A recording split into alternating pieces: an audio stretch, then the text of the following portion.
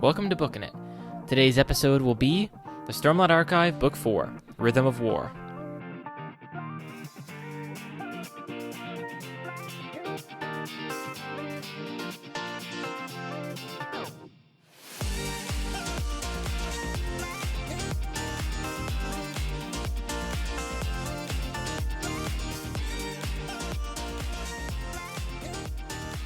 Hey everyone, and welcome back to Bookin' It, and when I sounded that out in my head, I did not realize I was going to rhyme, but it did. So, here we are.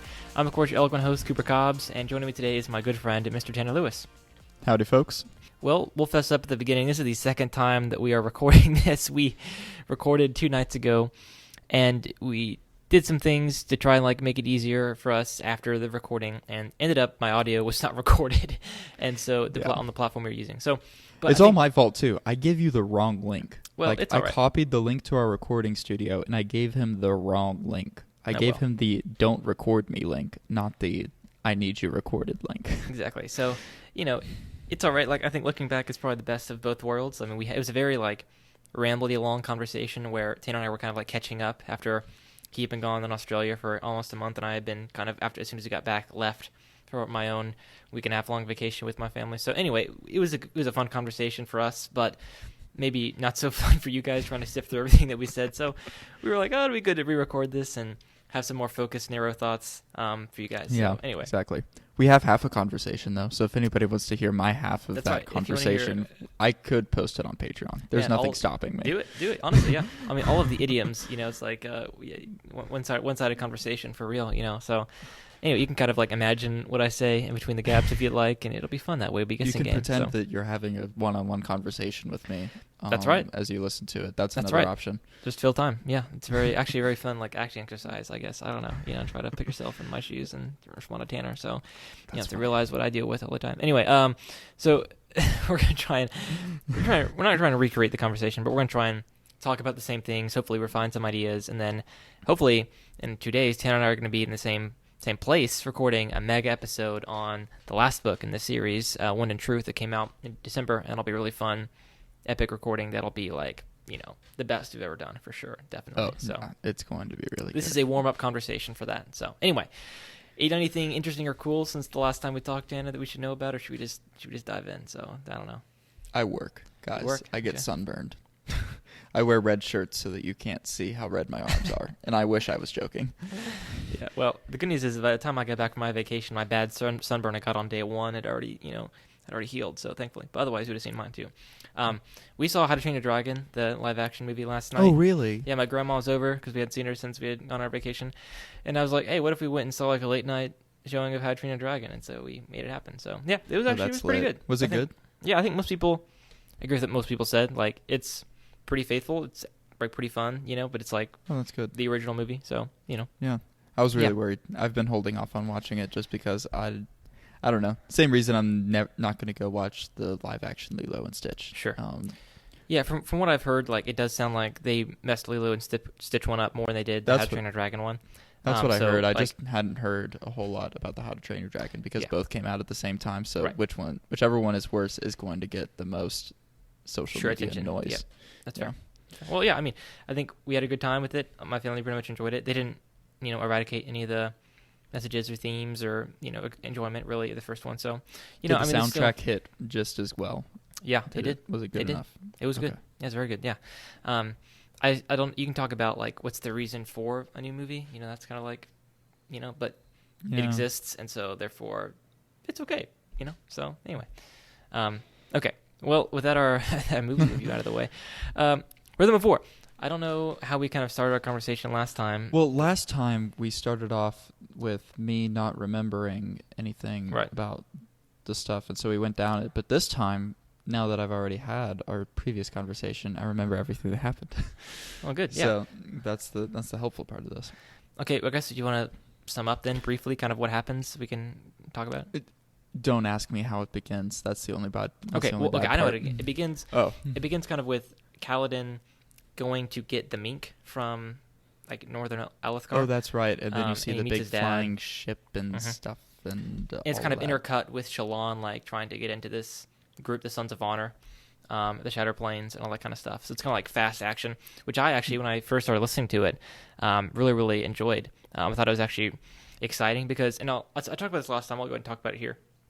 Last time I listened to Rhythm of War, it was like my second least favorite of the books, and that was mainly because it just dragged on in the middle with all the Navani science stuff and all the tower occupation. I just found to be kind of, long and bloated, and I think it seemed like a lot of people kind of agreed with that. This past time, I was listening to it on 3.5 times speed, trying to get through the book so I could get to Wind and Truth. And so, turns out a lot of the boring stuff that took a long time at like 2 times speed is not so boring and long when it's on 3.5 times speed. So, there's that. So my enjoyment of this book rose because of that. And the beginning was a lot of fun because it just was fast. And like I said last time, yeah. I'll stop saying like I said last time. So, Yeah, I was just thinking about that. Yeah, but like having all these people with cool powers and like at the height of their abilities is actually a lot of fun. I didn't like when I re-listened to the series in the fall. It didn't affect my enjoyment really of any of the books, but it affected or negative enjoyment, I should say. But it affected positive enjoyment in this book for sure. So getting to see them like have epic and fun abilities and cool fights was pretty awesome. And the beginning was pretty cool. So yeah. Yeah. Now that I remember that, I remember enjoying the Shallan and Sons of Honor stuff a little bit, like her trying to break in and all that, and that was interesting to me in that beginning. I had that sectioned off as a separate book in my head because it took me so long to get through Rhythm of War, being honest. That's fair. Yeah. Well, any other opening thoughts on the book? I guess we're going to forego with the summary, and we'll just talk about it as we go. I mean, it took me, I think as I just said, it was the longest one for me to get through out of all 5 of them. I think it took me, I don't know, correct me if this sounds wrong to you because when I started and finished. I feel like it was like 3 or 4 weeks. Yeah, well, okay, so even longer than that because we did an episode on Oathbringer like forever ago. You're right. That was a long time ago. Let's see, our Oathbringer episode was in mid-February, which you had finished it before then. And then you finished Rhythm of War, late May, maybe. Dang, that is a long time ago. Wow. No, so it might have taken me like 2 months, maybe a month and a half, 2 months. That's wild. Yeah, May 18th. I kind of just took like a long break on it too. I wasn't consistently reading. Yeah, I just finished Anna Karenina today, so there's that.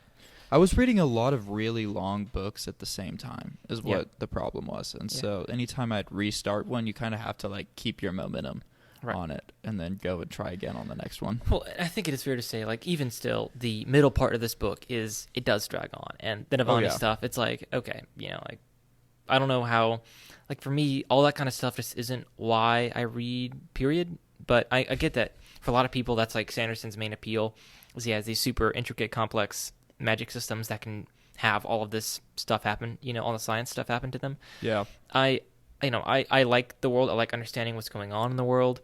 I'm not all the person who's like trying to understand like, oh, there are 9 orders of fuse and 10 orders of radiance, and that's because of all this, and here are the powers and the charts people make. We're not the kids that go and read the Silmarillion because we want to just figure out how Tolkien's magic system works or how Middle-earth works better. It's that we just enjoy the stories that he tells. Yeah, I'm not... Just personally, I'm not there for all that kind of stuff. I'm there for the characters and story mainly. But like you said, but Tolkien is more towards the soft, mysterious magic side of things, more so than Sanderson over here on the. I was more just talking about like trying to figure out Elvish and stuff and all the nerds that I'm thinking of Nerd of the Rings and all of his stuff that he does with all of that. And I will watch a video or two of his and enjoy it and learn something. But dude, the werewolves episode was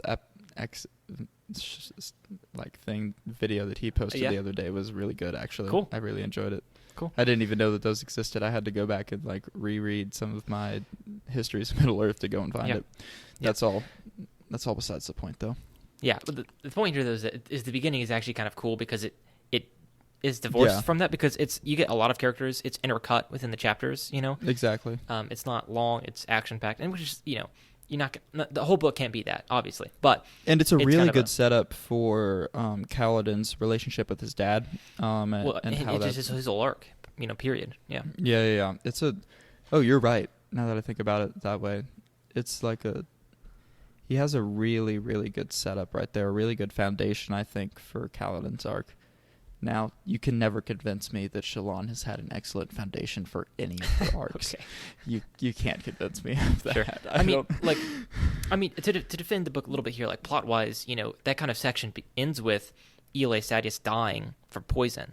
And Shallan is like, okay, either A, I have a spy in my ranks, or B, as we'll come to find out, spoiler alert, it was actually Radiant, one of her, personalities, right? And so that's actually kind of interesting. Like, we have conflict. We have either a spy or, which actually happens, and it's more likely probably, one of Shallan's personalities killed Ela with no knowledge of Shallan, the main personality, So it's like, that's kind of interesting, I think. But yeah.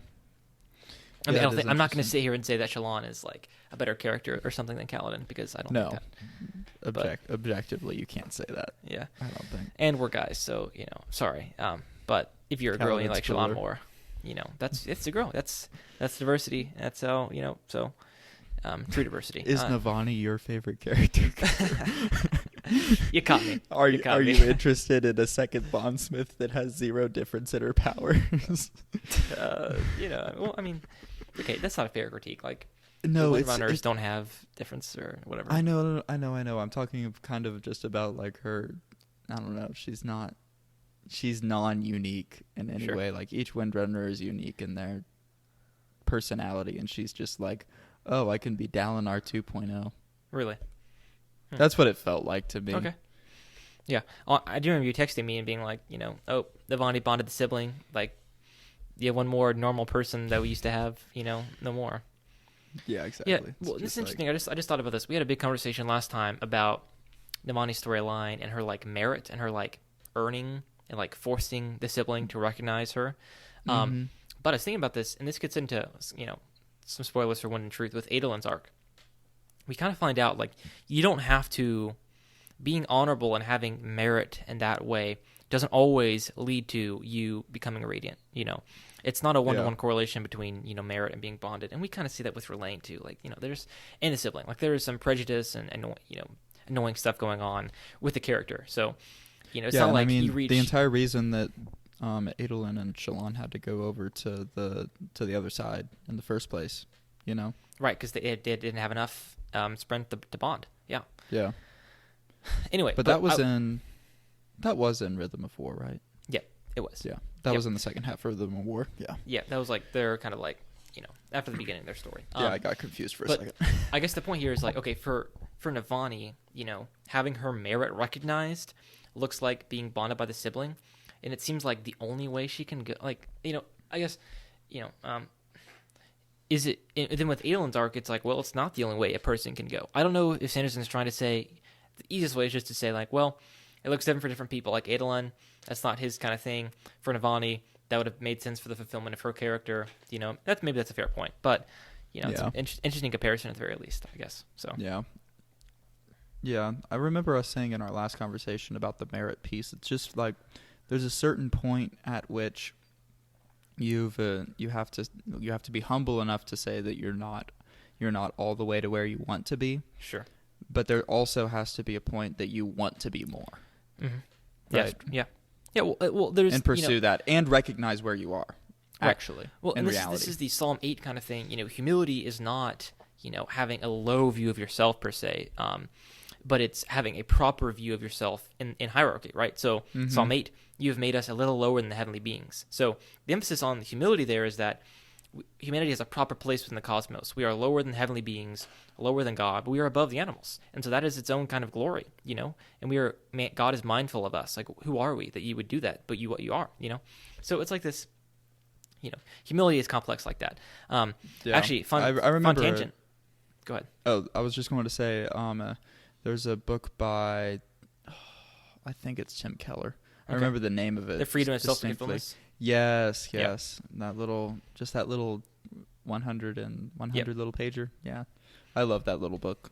I loved it so much. It was super good. Well, and it's true. I mean, funny enough that, so C.S. Lewis, is kind of credited for saying humility is not thinking less of yourself. It is thinking of yourself less. You've heard that before? Yeah. Funnily enough, that's not from C.S. Lewis. You can't find that quote of his. It's actually, what's his face? It's not Russell Moore. It's somebody like that. I feel like you've told me this before at some point. I don't know. I just found out about last night, according to, as far as I'm aware. But I might have heard it from somebody else then. Yeah. Maybe did you hear it from your mom? No, I heard it from Substack. Really? Yeah. Who did I hear that from? I heard that from somebody that it wasn't actually C.S. Lewis's. I'm trying to... Yeah.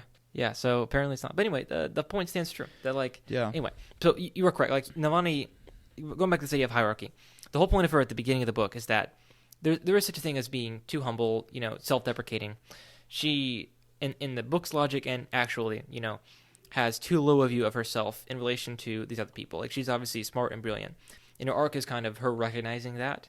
The question is, does humility then look like forcing, once she's come to that conclusion, forcing that view of merit upon a sibling and being like, you must recognize me, which is kind of what we talked about last time, where it's like, the sibling was acting annoying, like Navani was deserving, but like, is there a sense in which you should just force that? Like, where's your grace and all this? I don't know. Like, there were a bunch of questions we had that we didn't really resolve. I don't know. Both. I feel like my conclusion that I got out of that was that both parties, both the sibling and Navani, were kind of in the wrong in that situation. Right? The sibling was being petty, and that's wrong. Yeah. Right? Holding a grudge for way too long. That's wrong. Right? Probably should have accepted Navani. Was Navani way too pushy about it and should have stopped and let the sibling come to that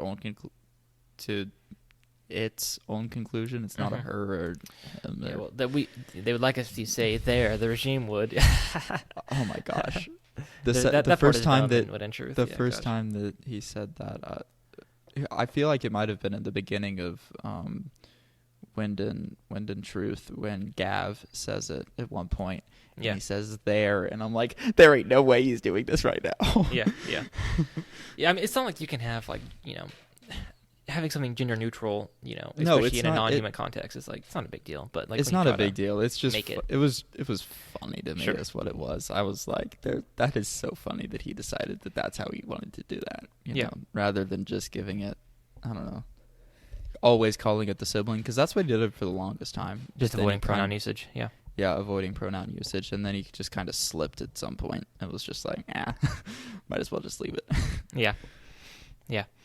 Anyway, all to say, I think we were trying to put our finger on is just like there's something wrong with the way that Devani's character conclusion went about the ending when it comes to like her arc and recognizing her worth or her, abilities, so to speak. Yeah. Where it's like, I don't know. It just felt too whatever. I can't put my finger on it, but it failed the smell test, so to speak. It did. It didn't help either that Raboniel, to me, just felt, I don't know. I feel like she just felt fake almost to me, like too perfect of an antithesis of Navani, and died very perfectly to help with Navani's arc. Not by Navani's hand, etc. You know what I mean? Like, there's just so many things that in that just feel like contrived for like. Yeah, they do, and I don't know. It's not a big deal. I mean, I see where he wanted the arc to go with that, and it's a good thing that Raboniel was there. It like makes all of it. Yeah. It makes the story go in its own way. It just felt like he was trying to force the flow of the story somewhere that it didn't want to go with that. Like, Navani's not the main one of the main characters, right? Like, whenever she kind of is now, yeah. She kind of is now. This is supposed to be her book of becoming that, yeah. Of becoming that, exactly. And so he tried to kind of force her almost to become that whenever there wasn't really any previous plot that was going to force her to. You know what I mean? So I'm just like, I don't know. I don't know if that makes sense at all. It just felt it didn't pass the smell test. I was like, So that was my relationship with Raboniel since we got introduced to her. Didn't really fall on the hierarchy anywhere of the of all of the singers' social system and everything, just kind of like out there on her own. And I'm like, that's not a good sign, because these are people that love structure. So if we're going to try and force somebody to be outside that structure, we already have somebody like that, which is Vire. So if you want one of them to be special, then choose one of them to be special, or don't have either. And Vire is one that has to exist, right? Right. Moash is the one that has to be there, right? The story wanted him to be there. Raboniel did not, in my eyes, didn't ever have to exist or do anything, right? Like, there's a very, very easy path in the story in my brain that just cuts her out of the entire picture completely. Yeah. So I don't know. There you go. Those are my 2 cents about Raboniel and that little story arc there. It was like, that's right. I mean, until those people think like we're being too subjective relative, it's like, part of the story has to work on the suspension of our disbelief, And so when Tanner's saying, like, I just didn't buy the fact that Raboniel would be like this perfect foil for Navani, it's like, well, he just didn't buy that something like this could organically arise. And it's going to be personal. Like, there are some objective measures where it's like, But, I mean, to be fair, foils and things like this happen in real life, too, and so art imitates life in that way. But I think Tanner's right. There is something where it's like, she is kind of perfect, and she is kind of more of an interesting plot item than a kind of compelling character. Like, Leshui is probably the more compelling and sympathetic character. She's more well-rounded. We have more affinity for her. And Raboniel we're not supposed to have affinity for, per se. But she kind of is like this mysterious, like you said, kind of almost hierarchical. Like, she's kind of outside the hierarchy. She is her own thing because she's like this really old, fused, and yet she has retained her sanity, which is rare. It's that kind of like cast, and she kind of does whatever she wants. She gives this appearance of, hey, I don't really care about Odium. I just want to end this war, and kind of uses that to twist Navani's expectations about her and all that kind of stuff. So, but I did find her a bit more than you maybe to be compelling and interesting. So, yeah. I do know that that's like just the way that I personally saw it. I think that other people can buy it. It's not like, it's just I didn't buy it. I didn't see it was not her character just felt way too contrived and too perfect and less suspense, The best way to be able to describe this to somebody that does not understand what we're saying is like, how you go and you like watch a teenage rom-com or something like that and you just can't, like, you're like, this is so stupid. That's how I felt about Raboniel and all of that. That's how I feel about it. Yeah. I think it's something I said last time. I said I wouldn't say that, but I need a transition somehow. Anyway, I think that the most interesting Navani stuff is actually in the prologue, where we kind of see her reaction to the events surrounding Gavilar's death. Oh, yeah, that was definitely the best. Yeah, where she is actually playing with a human character. She's the most real and raw, like when it comes to her actual character arc, when it comes to, her worth and how Gavilar treats her, where it's like he kind of knows that she has these, doubting thoughts about her.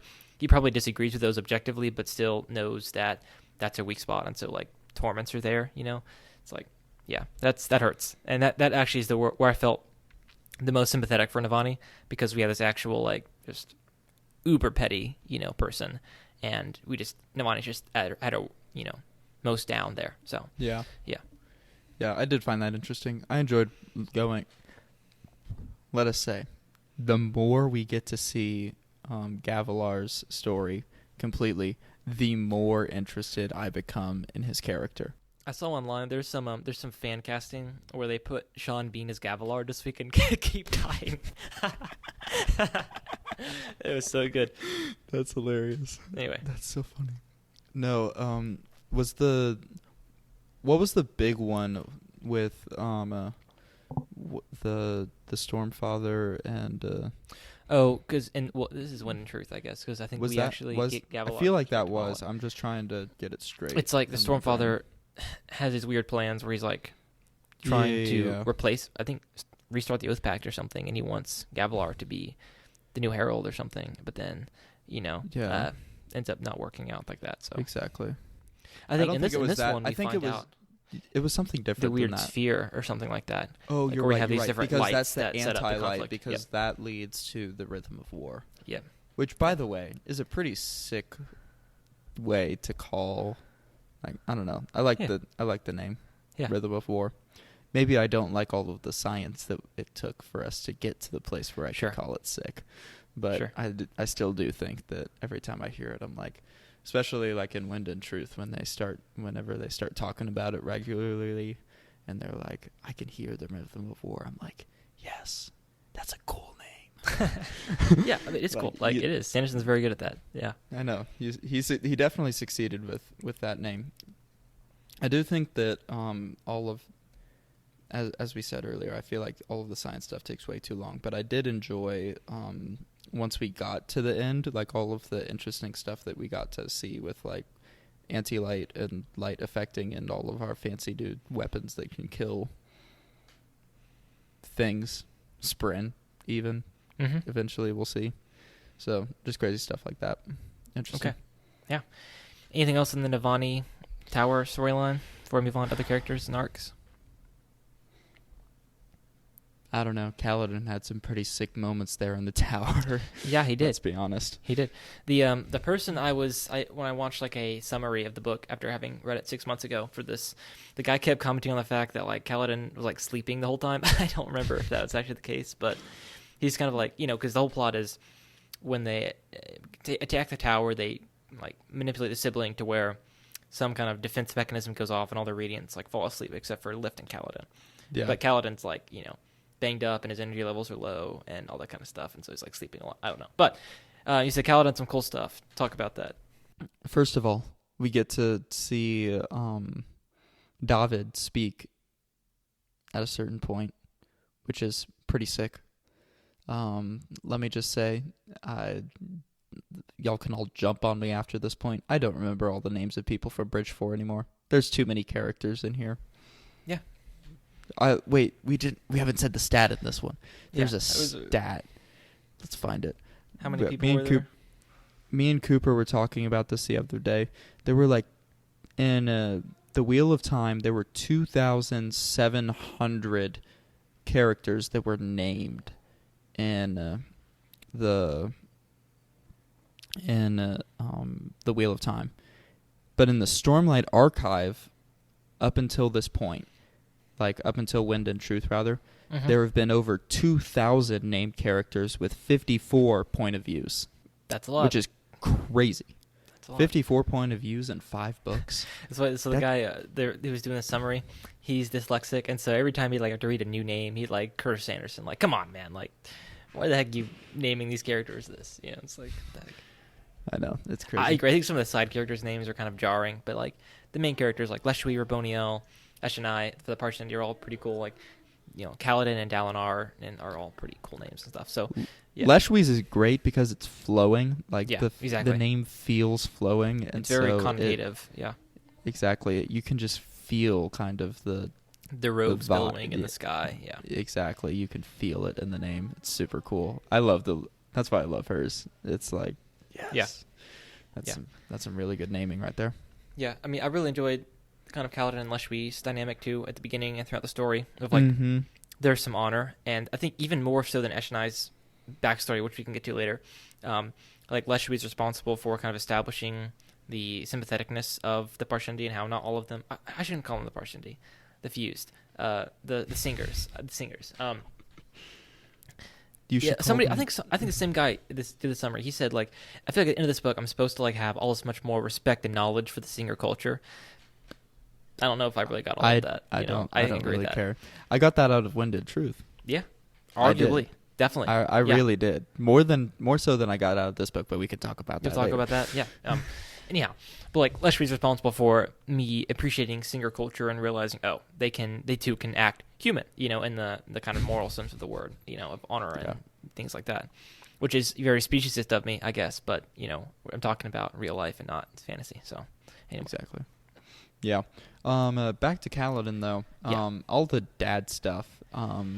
First of all, the stuff like right in between the very beginning and like the kind of middle, all of the tower stuff happening. Like how he gets shut down from duty and becomes a doctor again and stuff. Yeah, when he becomes a doctor again and stuff. That stuff was good right there. I enjoyed that little section of Kaladin. It was a really nice peek. Kind of showed. That's kind of when he went through all of the mental health stuff again and was like, how can I help people and all that good stuff. And he's like, can I save everyone? Yeah. Wink, wink, hint, hint. Wink, wink, hint, hint. Yep. But he, I don't know, all of the... Syl was funny in that section, let me just say. Syl cracked... Did she, like, ask the Stormfather and Dalinar, like, hey, can you, like, make me depressed so I can understand Kaladin? Like, no, I'm not going to do that for you. and then Dalinar... Kind of happens anyway, though, yeah. Well, yeah, I guess I will. And then, boom. Well, I don't know that he even did. Did she just like? I think it just happened naturally. Right. The bond, because she accidentally did it because she started thinking about her past Radiant, which I always forget that she has because she acts like a 5-year-old. Right. Right. Yep. Yeah. No, Syl's funny. Syl was like the only comedic relief out of the entire book. I feel like it was like nothing in this one. Yeah, it's true. I guess Adolin could be funny sometimes. Neither of us really found Shallan like hilarious ever. So it's impossible. I feel like we're supposed to think that Pattern is funny, but he's not. Yeah. Nightblood is hilarious. Nightblood. There we go. Nightblood's pretty funny. Nightblood's so stinking funny. I love Nightblood. He's so hilarious to me. Whenever he was talking at the very end of Wind and Truth, I actually laughed out loud while I was listening to the book. Like, I wasn't like just like chuckling internally. Like, I laughed out loud. And Tessa's like, "What are you laughing at?" And I'm like, "You just have to." You had to be there. And I pulled up, and I actually did pull it up and play it for her. And then she's like, "Oh, that's really funny, actually." Oh, okay, there you go. I know, it was funny. Out of context, she thought it was funny. I'm like, yes, this is what I'm talking about. I'm not insane. All of that stuff with Kaladin was good, though. He had a minor plot line, though. It wasn't very...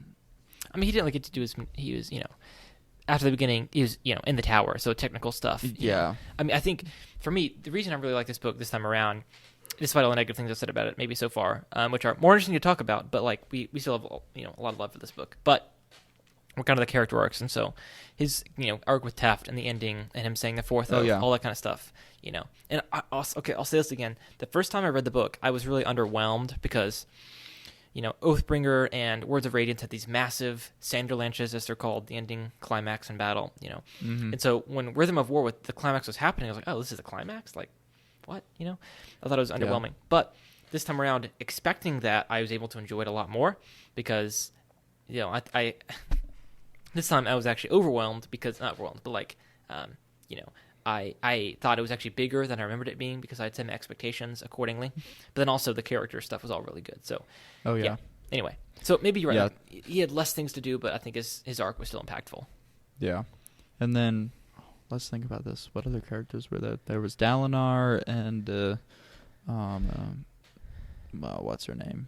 I'm blanking right now. Wit and... Jasna. Yasna, not Jasna. Yasna. I know. I was like trying to say Jasmine. My sisters were in a Aladdin play the other day. Right. And, that's right. And so I'm like, trying to pull a J name out of my hat. And I'm like, which one is it? Yeah. Well, you always know that someone has never listened to the audiobook when they say Jasna in front of you. You're like, ugh. I know, right? What are you? Aladdin, yeah. I know how to say it. I just couldn't pull it out of my hat. Right. Yes, no. Okay, well, we'll finish talking about Kaladin. Then we can go to Eshonai, and then we'll talk about Shallan Adolin. Oh, right. Eshonai actually had a part to play in all of this. Whoopsies. Yeah.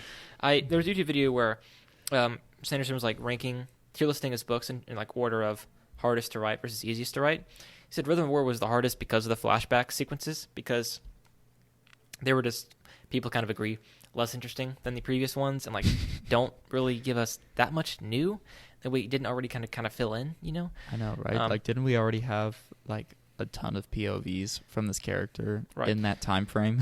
Right, and interludes, and and from other characters' point of views, the same events happening. I think we talked about this earlier, but we just didn't feel like that much more of a deep connection to the singers because of them. So I don't think they were that effective on that regard either.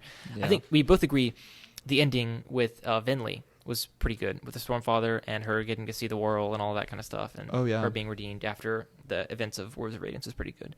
But besides that, yeah, I mean, Eshonai in the tower and the concept of like her Sprin and the singers who are not really wanting to serve odium anymore, like all this stuff's pretty good, So yeah, I just connected the dots between something. We'll have to talk about that. Okay, next time. Next time. Oh, Wind and Truth.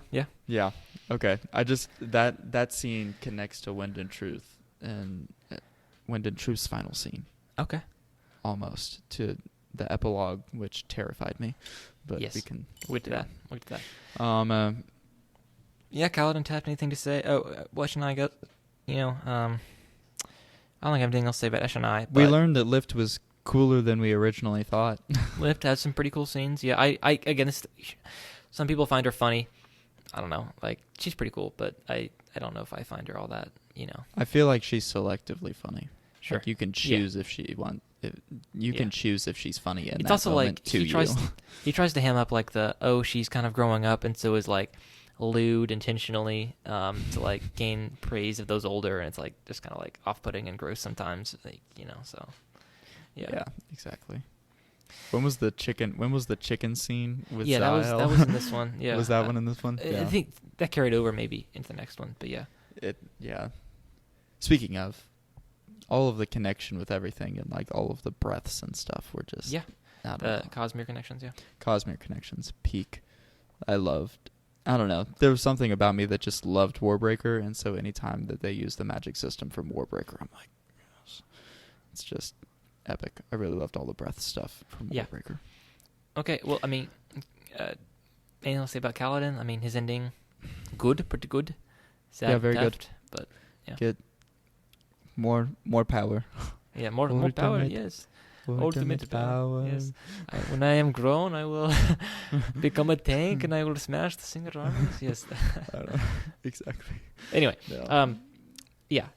I think his battle with that one fuse, what do they call his name? Oh, the Hust one. The Pursuer. The Pursuer. Yeah. Speaking of, really sick power for all of those ones. Yeah. Like, let's talk about all of the other fused are just like, oh, you're just supposed to be like the bad version of what the Radiants are. But then the Hust ones are like, oh no, we're something different. Yeah. We can. Are they supposed to be like, what are they supposed to be correspond to? Like the Elsecolors? I don't even know. I think they're supposed to be Skybreakers. Okay.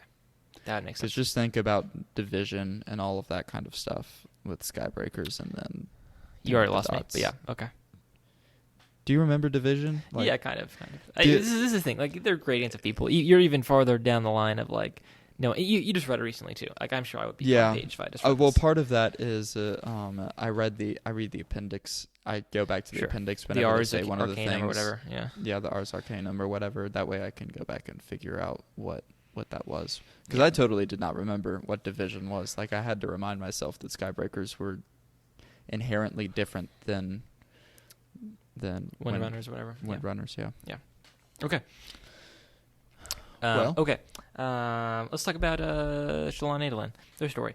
I think Shalon, for me, her character was pretty good in this one, just because I liked her kind of multiple personality, and then formless and all that kind of stuff. And the reveal hit me again this time, like she had a previous sprint that she severed her bond with and all that kind of stuff. Like, that stuff was brutal both times around. All of that. Yeah. Testament, pattern, all of that stuff was really good. Collect at the very end. Mm-hmm. Crazy. The figuring out stuff from Moray's again. The Sion. Okay. Sion's might just be another Cosmere. Have you read Elantris? I did, yeah. Okay. No, they were in Elantris, weren't they? Yep. Now that I think of it, no, you're 100% right. How did I not? I only just remembered that whenever you said. Yeah. Whenever you. That's kind of like why it's a big deal. It's like the whatchamacallit, the Ghost Bloods have brought Sions over, I think is the implication. So. Yeah, it has to have been. There's a lot. I don't know. Wind and Truth kind of like whenever Wind and Truth's like final little scene at the very end. Like that epilogue right there, it really hit home the Cosmere stuff. Like it was like the Cosmere exists. I think he's ready. I think in the last 5 books he's gonna get ready to go ham with like, this is a connected universe. Like, we're not. Yeah. These are not separate stories per se. Like, and we'll definitely talk a lot about that. There's a lot to talk about that. Yeah. The Sion reveal, crazy. Like, the Sion was spying on us.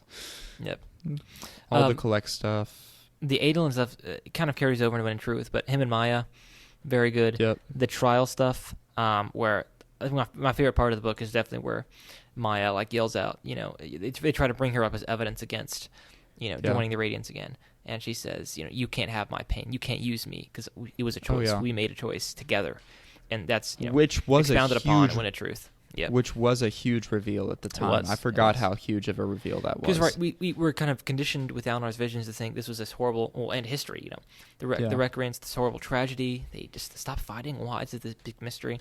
And so that revelation, just huge plot moment, but also emotional moment too at the same time. So very, very. Yeah, good there was a whole. That thing was a very, very good. Yeah. Very, very well done. Yeah, and I was kind of sad this time that we just didn't. And last time too, I read it too. It was just like, they weren't there for a lot of the book. The time that they have on screen is a lot less compared to the Navani storyline, the Eshonai storyline, where I was just more interested in that kind of stuff. The hunt for the honor sprint and the trial stuff was better to me. So yeah, there's just I don't know. There was a lot that got like kind of thrown into the background behind the sibling and Navani in this book, and I felt like it should have been switched. I feel like Navani and the sibling could have, if it was thrown in the background and something else that was brought to the forefront, like maybe Adolin and Shallan or something else like that. I feel like it, or just improve the storyline. Like if you really want to make this their book, like Oh yeah, yeah. Do it better. Make it better. I know, right? No, not that I could do it better personally, but we're the critics. We don't have to do it better. I know, right? We can just say you did it bad, and we get applause. So thus is the beauty. It's what I realized with writing music. It's like you don't get to make the decision for how the music wants to behave. It's just it's either there or it's not. Yeah, yeah. Yeah. That's kind of it for Adol and Shallan. They didn't really. Yeah. Which is sad because their stuff was good. Mm-hmm. We can talk about that a bit more, maybe. Oh, Formless showed up. Yeah, Formless. Yeah. People they can make a big deal out of it's Shallan is like in fantasy, but like representing mental health disorders. And to people who that's impactful to, I'm glad. But as far as like the plot element goes, it can be, it's interesting for sure. And then kind of like seeing Formless as like this cool idea of her bad past stuff that she went swept under the rug, and then her having to confront that. Pretty powerful, I thought. So, yeah. Yeah. So then Eshonai had a storyline. Yeah. Ish. It's like staying undercover and then like working with her people to like kind of fly off somewhere, and then like she finds her family and other like singers who didn't end up, going into the storm and getting the new bodies, and kind of which was kind of cool. Yeah. Yeah. It was nice. It was compelling. Yeah. But I don't remember her having much of an impact. Like there wasn't like there wasn't a whole story impact. Yeah, from that. I think it was just she kind of like her personal story impact. is like, do I reveal myself as a Radiant? Do I come out of the closet as a Radiant? Basically, So speaking of comic, oh yeah, that's right. We'll get to that. We'll do that next time. Yeah. Anyway.